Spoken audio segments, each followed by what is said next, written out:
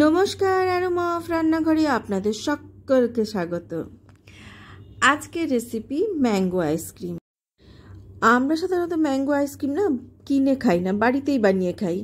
এত সহজে এত তাড়াতাড়ি হয়ে যায় এই আইসক্রিম যে কিনে খাওয়ার কথা সত্যি সত্যি আমার কখনো মনে পড়ে না। চলুন আজকে আপনাদের সঙ্গে দেখাই আমি কিভাবে এই ম্যাঙ্গো আইসক্রিম বানাই। আমি একদম ঘরোয়াভাবে দেখাবো। আজকে কোনো রকম কোনো ক্রিমও এতে ইউজ করব না, যে কেউ বানাতে পারবেন। এরকম খুব ভালো একটা পাকা আম নিতে হবে। আমি এখানে হিমসাগর আম নিয়েছি, আপনাদের ওখানে যেটা অ্যাভেলেবেল থাকবে সেটা নেবেন। আমটা যেন খুব পাকা হয় আর টক ভাবটা যেন একটু কম থাকে, তাহলে আইসক্রিম খেতে ভালো হবে। আমি এভাবে পাল্পটা বার করে নিচ্ছি, প্রায় 1 কাপ মতো পাল্প লাগবে।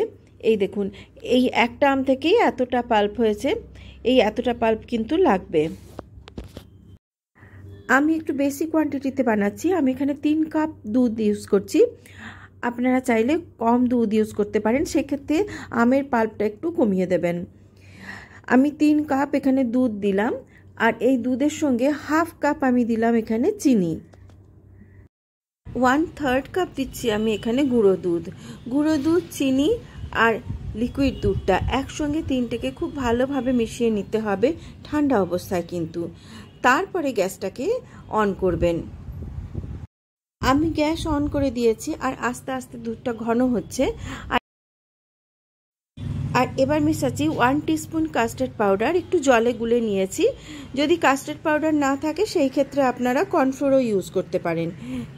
এটা এই জন্যই দিলাম যাতে একটু দুধটা না ঘন হয়ে যায়। এই দেখুন দুধটা বেশ ঘন হয়ে গেছে। এবার আমি গ্যাসটাকে নিভিয়ে দিচ্ছি। খুব বেশি একদম ঘনর দরকার নেই, এরকম টেক্সচার হতে হবে। দুধটা একটু ঠান্ডা হোক, আর আমি এদিকে মিক্সিতে আমি ওই আমের যে পাল্পটা বার করেছিলাম সেটা একটুখানি ঘুরিয়ে নিচ্ছি।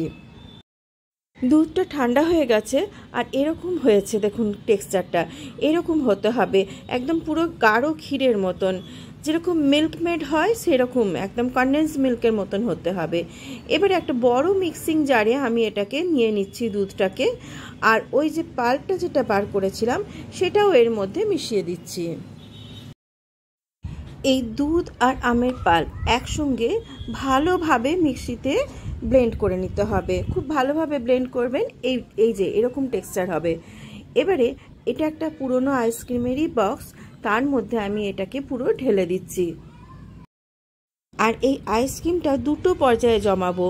ভালোভাবে ঢাকনা দিয়ে আমি এটাকে 3 ঘন্টা জমিয়েছি। এই দেখুন টেক্সচারটা দেখেছেন, একটু সেমি সলিড টাইপের আছে, মানে পুরোপুরি জমে যায়নি, একটু সেমি সলিড অবস্থায় আছে, এইরকমই চাই। এবারে এটাকে আবার আর একবার ব্লেন্ড করব, আর ব্লেন্ড করলে ভলিউমটা কিন্তু একটু বেড়ে যাবে।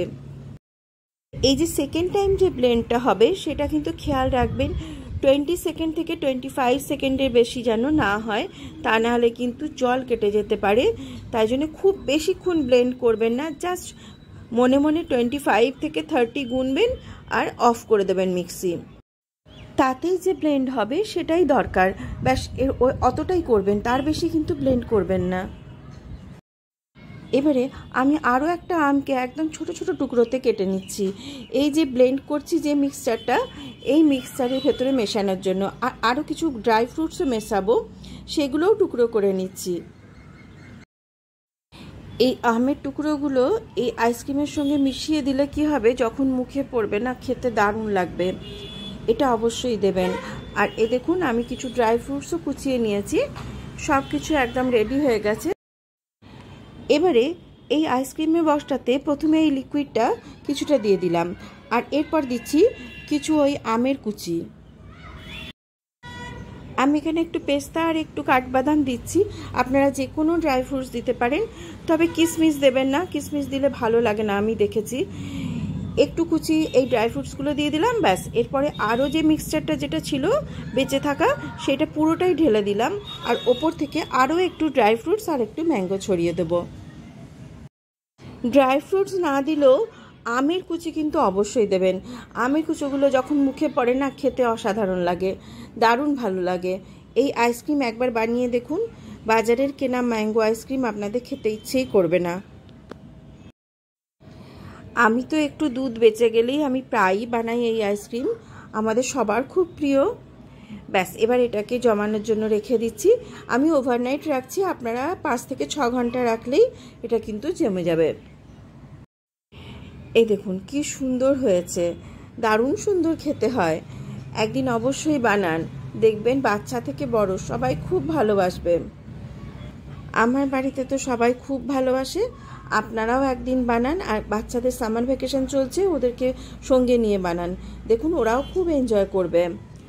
দারুণ ভালো হয়, আর সব থেকে বড় কথা হেলদি, কোনো রকম কোনো ক্রিম নেই, কিচ্ছু নেই, যখন খুশি বানাতে পারবেন। আইসক্রিমের রেসিপি কেমন লাগলো আমাকে অবশ্যই কমেন্ট বক্সে জানাবেন, আপনারা জানালে সত্যি সত্যি খুব ভালো লাগে। আর যে সমস্ত দর্শক বন্ধু আমার চ্যানেলে নতুন দর্শক, তাদের উদ্দেশ্যে বলছি প্লিজ চ্যানেলটাকে সাপোর্ট করুন, লাইক শেয়ার আর সাবস্ক্রাইব করবেন। আর আমার পুরনো দর্শক বন্ধুরা আমার পাশে থাকবেন। আর যে সমস্ত দর্শক বন্ধু ফেসবুক পেজ থেকে দেখছেন, তাদের উদ্দেশ্যে বলছি প্লিজ চ্যানেলটাকে ফলো করুন। অনেক অনেক ধন্যবাদ সবাইকে সঙ্গে থাকার জন্য। সবাই খুব ভালো থাকবেন আর সুস্থ থাকবেন। আবার দেখা হবে আর একটা নতুন রেসিপিতে। Till then, bye by.